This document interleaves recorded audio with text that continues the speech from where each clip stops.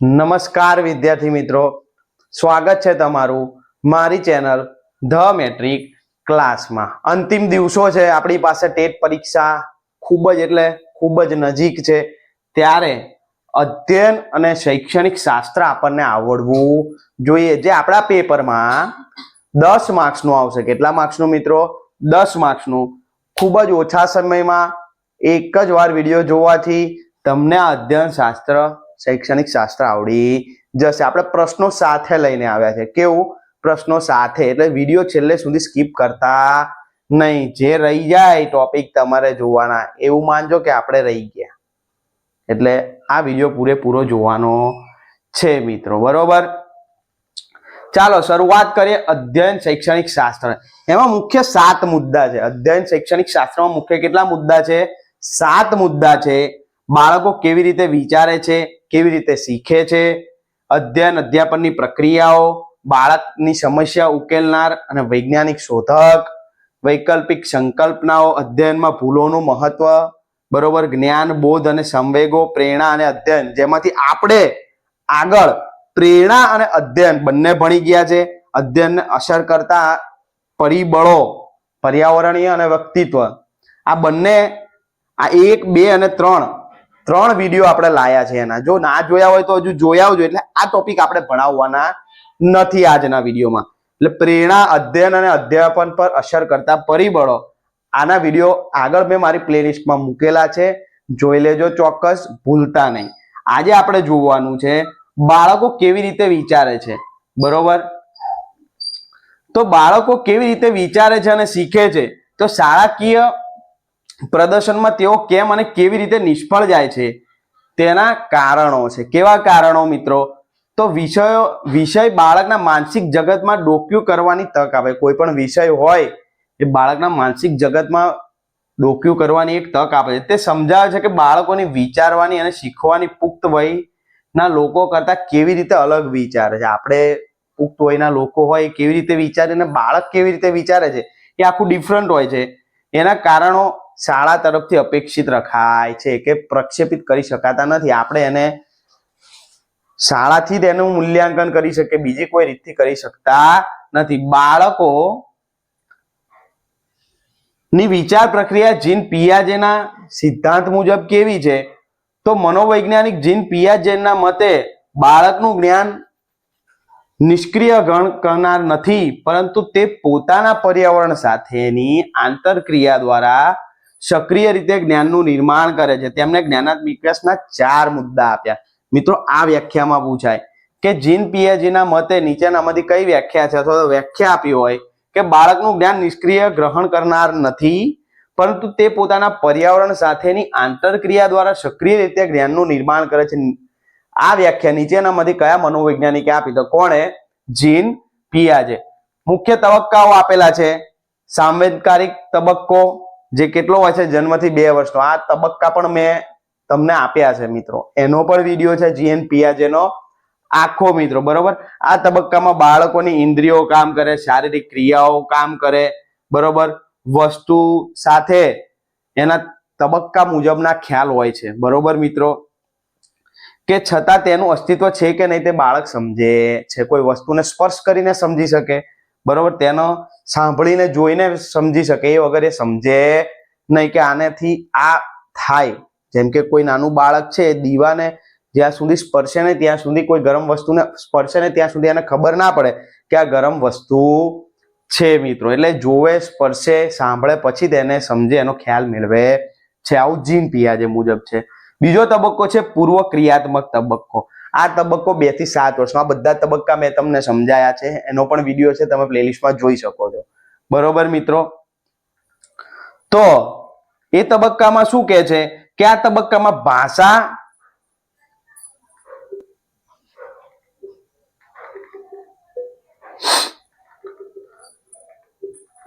શું કહે છે? આ તબક્કામાં ભાષા અને સંકેતોનો વિચારનું વિકાસ થાય, પરંતુ તેમની વિચારણા આત્મકેન્દ્રી હોય છે। એટલે કે તેઓ એકબીજાના દ્રષ્ટિકોણ સમજી શકતા અને બીજાના દ્રષ્ટિકોણ ના સમજે, પોતાનું છે એ જ સમજે। જેમ કે નાનું બાળક હોય, કોઈ વસ્તુ છે એ બીજાને કોઈને આપતો નથી। જેમ કે કોઈ ખાવાની વસ્તુ કે કોઈ રમકડું હોય તો એ ઝટ લઈને બીજાને આપતો નથી, મારું છે, આત્મ પેલું થઈ જાય, શું કહેવાય, આત્મ કેન્દ્રિત થઈ જાય કે આ વસ્તુ મારી છે એમ. એટલે નિર્જીવ વસ્તુઓને સજીવ માને છે. બીજું શું કરે છે, નિર્જીવ વસ્તુઓને પણ સજીવ માને છે. પછી આગળ છે મૂર્ત ક્રિયાત્મક તબક્કો. તો મિત્રો આ તબક્કો 7 થી 11 વર્ષનો હોય છે. આ તબક્કામાં બાળક તાર્કિક રીતે વિચારવાનું શરૂ કરે છે, પરંતુ તેમની તર્ક ક્ષમતા, સ્પર્શી શકાય વસ્તુઓની ઘટના મર્યાદિત, કે તેઓનું વર્ગીકરણ, ક્રમબદ્ધતા અને સંરક્ષણ જેવા ખ્યાલો સમજી શકે. એટલે વર્ગીકરણ કરી શકે છે, એનો ક્રમ સમજી શકે છે, બરોબર, અને સંરક્ષણ જેવા ખ્યાલો મેળવી શકે છે. કન્વર્ઝેશન, સંરક્ષણ એટલે શું થશે, કન્વર્ઝેશન એટલે વાતચીત, વાર્તાલાપ કરી શકે છે. આગળ છે અમૂર્ત ક્રિયાત્મક તબક્કો. કેવો, અમૂર્ત, જે કેવો હોય છે તો મિત્રો 11 વર્ષ પછીનો તબક્કો હોય છે, બરોબર. આ તબક્કામાં કિશોર અને વૈજ્ઞાનિક રીતે વિચારવા માટે સક્ષમ બને છે. શું બને છે, વૈજ્ઞાનિક રીતે વિચારવા અને કિશોર બને છે. તેઓ પરિકલ્પનાઓ બનાવી શકે છે અને પદ્ધતિસર રીતે સમસ્યાઓ ઉકેલી શકે, એટલે પોતાની રીતે સમસ્યાઓનો ઉકેલ લાવી શકે છે, બરોબર. આ જીન પિયાજેના તબક્કાઓ હતા, બરોબર, અને એને સમાયોજન માં પણ સમાવેશ કરવામાં આવે છે. જો જીન પિયાજેના મુખ્ય ખ્યાલોમાં સ્કીમા એટલે કે જ્ઞાનનું માનસિક માળખું, બરોબર, આત્મશાક્તિકરણ, બરોબર, અને સમાયોજન, અનુભવો માટેના સમાયોજન એટલે શું થશે મિત્રો, નવા અનુભવો માટેના હાલના સ્કીમમાં ફેરફાર કરવો, બરોબર. આ બધાનો સમાવેશ શેમાં થાય છે, જીન પિયાજેના તબક્કામાં અથવા તો જીન પિયાજેના સિદ્ધાંતમાં, બરોબર. આ તબક્કાઓ કે આ સિદ્ધાંત કેવા છે તો સંવેદનાત્મક સ્મૃતિ, ધ્યાન, ટૂંકા ગાળાના સંકેત આપનારા, બરોબર, લાંબા ગાળાની સ્મૃતિ ધરાવનારા, બાળકોની શીખવાની પ્રક્રિયા અને એમના સિદ્ધાંત આ મુજબ હોય છે મિત્રો. કેવા કે સંવેદનાત્મક સ્મૃતિ ધરાવે, બરોબર, ધ્યાન આપે કે અટેન્શન, કોઈ પણ વસ્તુ જો માહિતી ધ્યાન આપવામાં આવે તો બાળક આગળના તબક્કામાં જાય છે, નહીં તો એના એ જ તબક્કામાં રહે. જો ધ્યાન આપવામાં ના આવે, જેમ કે એમને કોન્સન્ટ્રેશન, જો આપણે નાના હોય ત્યારે એમને એકડો જ ગુટાઈ કરે, એટલે એમાં શું કર્યું કહેવાય, ધ્યાન કેન્દ્રિત કરાઈ ગયું કે આને એકડો કહેવાય, બરોબર. સંકેતાકન. તો મિત્રો સંકેતાકન એટલે શું, પુનરાવર્તન અથવા તો અર્થપૂર્ણ જોડાણ દ્વારા માહિતીને લાંબા ગાળાની સ્મૃતિમાં મોકલવામાં આવે છે. મિત્રો લાંબા ગાળાની સ્મૃતિ, અહીં માહિતી કાયમ માટે સંગ્રહિત થાય છે. એટલે શું મિત્રો, લાંબા ગાળાની સ્મૃતિ એટલે સંકેતાકન એટલે પુનરાવર્તન કે અર્થપૂર્ણ જે જોડાણ થતું હોય એવી માહિતીને લાંબા ગાળાની સ્મૃતિમાં મોકલવી. સ્ટેપ બાય સ્ટેપ આ સ્મૃતિમાંથી ધ્યાનમાં મોકલવું, ધ્યાનમાંથી ટૂંકા ગાળામાંથી સંકેતાકન, અને સંકેતાકનમાંથી લાંબા ગાળાની સ્મૃતિમાં મોકલવા માટેની જે પદ્ધતિઓ છે એની વાત કરી છે. આગળ છે શાળાકીય નિષ્ફળતાના કારણો. તો શાળાકીય નિષ્ફળતાના કારણો મુખ્ય 2 છે, એક વ્યક્તિગત કારણ અને એક શાળાકીય પર્યાવરણના કારણ. વ્યક્તિગત કારણમાં શું આવે મિત્રો, તો શીખવાની અક્ષમતા. તો શીખવાની અક્ષમતા એટલે શું મિત્રો, તો તમે બીએડમાં ભણી ગયા છો, ડિસ્લેસિયા જેને વાંચનમાં તકલીફ કહેવાય, ડિસ્ગ્રાફિયા લખવામાં તકલીફ કહેવાય, ડિસ્કેલ્ક્યુલિયા જેને ગણિતમાં તકલીફ કહેવાય. તમે તારે જમી પર પિક્ચર જોયું હશે. તારે જમી પર પિક્ચર છે, સેમ એના જેવી તકલીફ ઊભી થવી કે એને જે ઈશાન અવસ્થી નામનો છોકરો હોય છે એને બધું અલગ જ રીતનું દેખાતું હોય છે, તો એને આ રીતની તકલીફ હોય છે વાંચવા લખવામાં, બરોબર. શારીરિક અને સાંવેગિક કારણો, તો લાંબી માંદગી, કુપોષણ, શારીરિક ખોડખાપણ વગેરે જેવી લઘુતા ગ્રંથિ હોય, શારીરિક અને સાંવેગિક એટલે બીમાર રહેતું હોય બાળક, બરોબર, તો આ પ્રકારની ખામીને શારીરિક અને સાંવેગિક કારણ ગણવામાં આવે છે, આવા પ્રકારના કારણને. આગળ જોઈએ શાળાકીય પર્યાવરણ. તો શાળામાં ભય અને કંટાળાજનક વાતાવરણ હોય તો પણ વિદ્યાર્થી ભણી શકતા નથી, બાળક ભણી શકતું નથી ડરના લીધે, બરોબર. જો આગળ છે અયોગ્ય શિક્ષણ પદ્ધતિ.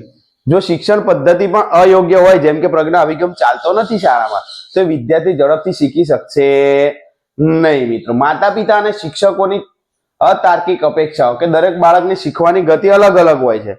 વિદ્યાર્થી જલ્દી શીખી જાય એવું માનતા હોય બાળકો, માતા પિતા કે શિક્ષકો, તો એ પણ અપેક્ષા બહારનું કામ થાય છે. એ પણ એક શું છે, કારણ છે મિત્રો, બાળકને નહીં શીખવાનું, નિષ્ફળ જવાનું, બરોબર. આગળ આપણી પાસે પ્રશ્નો છે મિત્રો. તો જો પહેલો પ્રશ્ન છે, જીન પિયાજીના મતે જ્યારે બાળક નિર્જીવ વસ્તુઓને સજીવ માને છે ત્યારે કયા તબક્કામાં હોય છે? ચલો મિત્રો, કયા તબક્કામાં હોય છે? તો સંવેદનાકારક તબક્કો, પૂર્વ ક્રિયાત્મક તબક્કો, મૂર્ત ક્રિયાત્મક તબક્કો કે અમૂર્ત ક્રિયાત્મક તબક્કો? તો આ વખતે બાળક પૂર્વ ક્રિયાત્મક તબક્કામાં હોય છે. એક બાળક સમજે છે કે જો પાણીને પહોળા ગ્લાસમાંથી સાંકડા ગ્લાસમાં રેડવામાં આવે તો પાણીનો જથ્થો સમાન રહે છે. તો જીન પિયાજે મુજબ કયો ખ્યાલ વિકસ્યો? તો કયો ખ્યાલ આવશે મિત્રો? સંરક્ષણ ખ્યાલ. બરોબર, આ પ્રશ્નો પરીક્ષામાં પૂછાય, આવા પ્રશ્નો પરીક્ષામાં પૂછાય. આગળ ત્રીજો પ્રશ્ન છે કે માહિતી પ્રક્રિયાકરણ સિદ્ધાંત મુજબ માહિતીને લાંબા ગાળાની સ્મૃતિમાં સંગ્રહિત કરવાની પ્રક્રિયાને શું કહે છે? તો શું કહેવાય મિત્રો? આગળ આપણે ઉદાહરણ આપ્યું હતું, બરોબર, સંકેતાકન. શું કહે છે? સંકેતાકન, કે લાંબા ગાળાની સ્મૃતિમાં લઈ જોઈએ તો પહેલાનું પગથિયું શું હતું? સંકેતાકન. સંકેતાકનના પહેલાનું પગથિયું શું હતું? તો મિત્રો ટૂંકા ગાળાની સ્મૃતિ. બરોબર, એના પહેલા શું હતું? તો ધ્યાન હતું. તો આ રીતે પૂછાઈ શકે છે, એના સ્ટેપ બાય સ્ટેપ પરીક્ષામાં પૂછાય છે. બરોબર, આ બચાવ પ્રયુક્તિનો પ્રશ્ન છે જે ભૂલથી લખાઈ ગયો છે. આગળ જોઈએ આગળના પ્રશ્નો.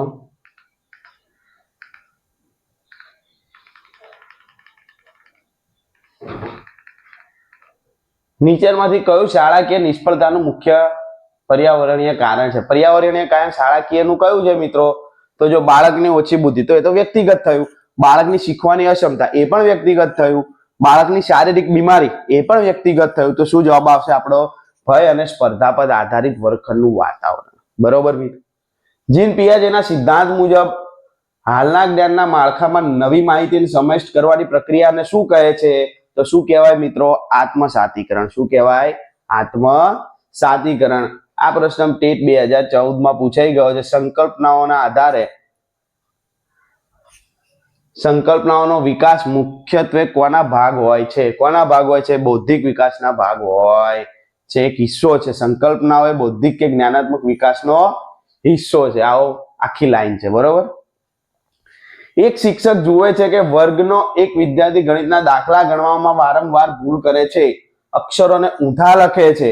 બરોબર, બી ની જગ્યાએ ડી, ડી ની જગ્યાએ બી, દ ની જગ્યાએ 3 ને 3 ની જગ્યાએ દ, એવું કરી નાખે છે. તો આ વિદ્યાર્થીઓને કઈ સમસ્યા હોઈ શકે છે? ડિસ્લેશિયા, ડિસ્કેલ્ક્યુલિયા, ડિસ્ગ્રાફિયા કે બી અને સી બંને? આનો જવાબ તમારે મને કમેન્ટમાં જણાવવાનો છે મિત્રો. બરોબર, ખાસ તમારે કમેન્ટ, મેં એક મૂવીનું ઉદાહરણ પણ આપ્યું, તમે વિડીયો આગળ જઈને જોઈ શકો છો. બરોબર, તો આનો જવાબ તમારે મને કમેન્ટમાં જણાવવા છે. નેક્સ્ટ વિડીયોમાં મળીએ.